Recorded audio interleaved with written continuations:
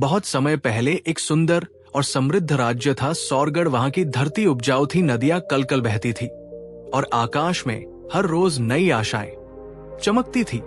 इस राज्य पर शासन करते थे राजा विक्रम सिंह, एक ऐसे राजा जिनका नाम सुनते ही लोगों की आंखों में श्रद्धा और सुरक्षा की भावना आ जाती थी। राजा विक्रम सिंह का स्वभाव बेहद दयालु, न्यायप्रिय और सहनशील था। वे अपने लोगों को परिवार मानते थे और प्रजा उन्हें पिता तुल्य समझती थी।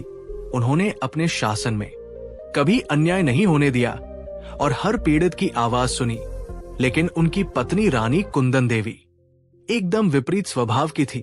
वो बाहरी रूप से सुंदर थी, लेकिन भीतर से उनका हृदय कठोर पत्थर जैसा था। रानी को राजसी ऐश्वर्य, शक्ति और नियंत्रण की चाह थी। उन्हें गरीबों से घृणा थी। वे नौकरों को तुच्छ समझती थी और जरा सी बात पर क्रोधित हो जाती थी। राजा ने कई बार उन्हें समझाने की कोशिश की, पर रानी ने हर बार अपनी क्रूर प्रवृत्ति से सभी को आहत किया। राजमहल के पास एक गांव में एक बूढ़ी विधवा अपनी बेटी के साथ रहती थी। उनके पास ना तो खेती की जमीन थी, ना ही कोई कमाई का साधन। बूढ़ी माँ बीमार रहती और बेटी जंगल से लकड़ी और फूल लाकर बाजार में बेचती थी। एक दिन वो लड़की महल के बगीचे में रंग बिरंगे फूल देख उनकी सुंदरता से मंत्रमुग्ध हो गई। उसने सोचकर कुछ फूल चुन लिए ताकि उन्हें बाजार में बेच सके।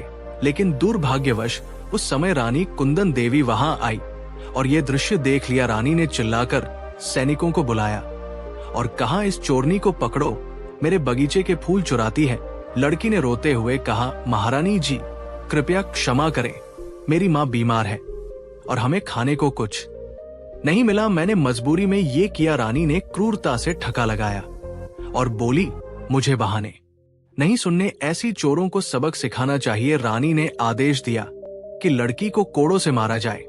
लेकिन तभी वहां राजा विक्रम सिंह पहुंचे। उन्होंने सारी बात सुनी और सैनिकों को रुकने का आदेश दिया। उन्होंने लड़की को उठाया, पानी पिलाया और कहा, इस राज्य में भूखे को सजा नहीं, सहारा मिलता है।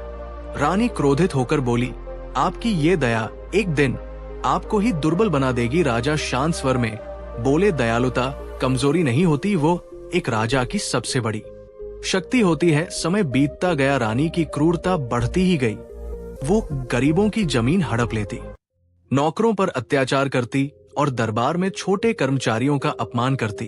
एक बार एक वृद्ध किसान जिसकी जमीन सूखे से बर्बाद हो चुकी थी, रानी से सहायता मांगने पहुंचा। रानी ने उसका मजाक उड़ाते हुए कहा, तुम जैसे निकम्मों को मर जाना चाहिए, और उसे दरबार से धक्के देकर बाहर निकाल दिया। राजा को जब इस घटना की जानकारी मिली तो उन्होंने स्वयं वृद्ध को ढूंढा और उसकी मदद की। उन्होंने उसे जमीन दी, अनाज भिजवाया और उसकी बहू को महल में काम पर भी रखा। राजा ने रानी को फिर समझाया, जो प्रजा के दुहक को नहीं समझता वो कभी राज करने योग्य नहीं होता। लेकिन रानी ने उनका मजाक उड़ाया, तुम तो सन्यासी हो गए हो राजा, ऐसे नहीं बनते। रानी अब सिर्फ प्रजा से ही नहीं, राजा से भी जलने लगी थी। उसे लगता था कि राजा की दया उसके राजसी रुतबे को कम कर रही है। धीरे धीरे उसमें सत्ता की लालसा ने जड़ें जमा ली। रानी ने एक गुप्त मंत्रिमंडल बनाया जिसमें कुछ लालची दरबारी शामिल हुए। उन्होंने राजा को हटाने की योजना बनाई। रानी ने एक वैद्य को बुलवाया और एक विशेष विष बनवाया जो धीमाजर था। राजा की सेहत धीरे धीरे बिगड़ने लगी, परंतु राजा बुद्धिमान थे। उन्होंने अचानक आए इस रोग का कारण जानने के लिए एक विश्वस्त वैद्य से जांच करवाई और सारी साजिश का पर्दाफाश हो गया। राजा ने दरबार में सबको बुलाया, वहां रानी को भी उपस्थित किया गया। उन्होंने कठोर स्वर में कहा, राजा का कर्तव्य केवल शासन करना नहीं होता, बल्कि सत्य और धर्म की रक्षा करना भी होता है, चाहे वो उसका सबसे करीबी ही क्यों ना हो। रानी ने हंसते हुए कहा, हाँ मैंने किया, क्योंकि मैं इस राज्य पर राज करना चाहती हूँ। तुम्हारी दया ने इस राज्य को कमजोर बना दिया है। राजा ने दृढ़ स्वर में उत्तर दिया, यदि दया कमजोरी है तो मैं इसी कमजोरी को गले लगाऊंगा, लेकिन क्रूरता के लिए इस राज्य में कोई स्थान नहीं है। आज से तुम सौरगढ़ की रानी नहीं, एक सामान्य नागरिक हो। रानी को राज्य से निर्वासित कर दिया गया। अब रानी अकेली थी, जंगल में भटकती, भूखी प्यासी जानवरों से डरती वो धीरे धीरे अंदर से टूटने लगी।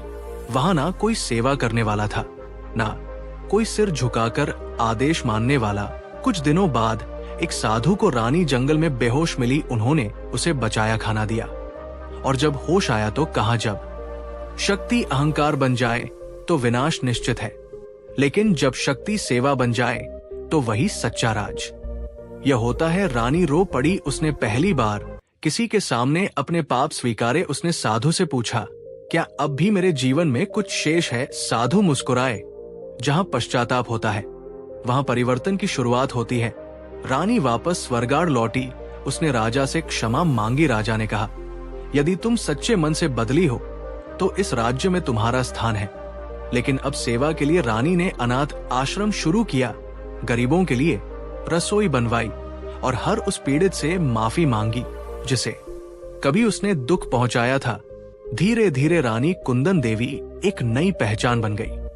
सेवामयी देवी, उनकी विनम्रता और परोपकार ने लोगों का दिल जीत लिया। राज्य में फिर से सुख शांति लौट आए। राजा और रानी अब मिलकर प्रजा की सेवा करते थे। एक दिन रानी ने एक सभा में कहा, मैंने क्रूरता से बहुत कुछ खोया, लेकिन पश्चाताप और सेवा ने मुझे नया जीवन दिया। मैंने सीखा कि सत्ता कभी स्थायी नहीं होती, लेकिन प्रेम, करुणा और इंसानियत ये अनंत है। निष्कर्ष कहानी की आत्मा, इस कहानी से हमें ये शिक्षा मिलती है कि क्रूरता से कोई कभी सच्चा शासक नहीं बनता। दया और करुणा ही सच्चे नेतृत्व की पहचान है। जो दूसरों का दुख समझता है वही महान बनता है। हर पश्चाताप के बाद एक नया जीवन शुरू हो सकता है। क्रूरता से कभी कोई बड़ा नहीं बनता। सच्ची शक्ति दया और न्याय में होती है। जो दूसरों का दुख समझता है वही सच्चा राजा होता है। क्रूरता से कभी कोई बड़ा नहीं बनता। एक विचारशील अनुच्छेद, सच्ची महानता का रास्ता हमेशा करुणा, सहनशीलता और इंसानियत से होकर गुजरता है। जो व्यक्ति दूसरों को नीचे गिराकर, उन्हें दुख पहुंचाकर या डर पैदा करके आगे बढ़ना चाहता है, वो कुछ समय के लिए भले ही सफल दिखे, लेकिन अंदर से वो खुद भी असुरक्षित और खोखला हो जाता है। क्रूरता एक ऐसा भ्रम है जो शक्ति का मुखौटा पहनकर आता है, परंतु अंततः वो व्यक्ति को अकेलापन, पछतावा और विनाश की ओर ले जाता है। किसी को पीड़ा देकर हासिल की गई सफलता कभी स्थायी नहीं होती, क्योंकि उसमें ना प्रेम होता है, ना सम्मान। सच्चा प्रभाव तब पड़ता है जब इंसान अपने कर्मों से, अपने स्वभाव से और दूसरों को अपलिफ्ट करने वाले दृष्टिकोण से आगे बढ़ता है। जो व्यक्ति दूसरों की भलाई सोचता है, जो सहानुभूति और नम्रता के साथ व्यवहार करता है, वही वास्तव में लोगों के दिलों में स्थान बनाता है। क्रूरता केवल भय फैला सकती है, लेकिन मान, आदर और प्रेरणा का स्थान नहीं ले सकती। इसलिए यदि किसी को वास्तव में ऊंचाई तक पहुंचना है तो उसे दया, समझ और इंसानियत को अपनाना होगा, क्योंकि क्रूरता के पथ पर चलकर कोई कभी महान नहीं बनता। यदि ये कहानी आपके दिल को छू गई हो तो इसे जरूर अपने दोस्तों और परिवार के साथ साझा करें और वीडियो को लाइक और कमेंट जरूर करें। साथ ही हमारे चैनल को सब्सक्राइब करना ना भूलें। जल्द मिलते हैं एक नई कहानी के साथ। धन्यवाद।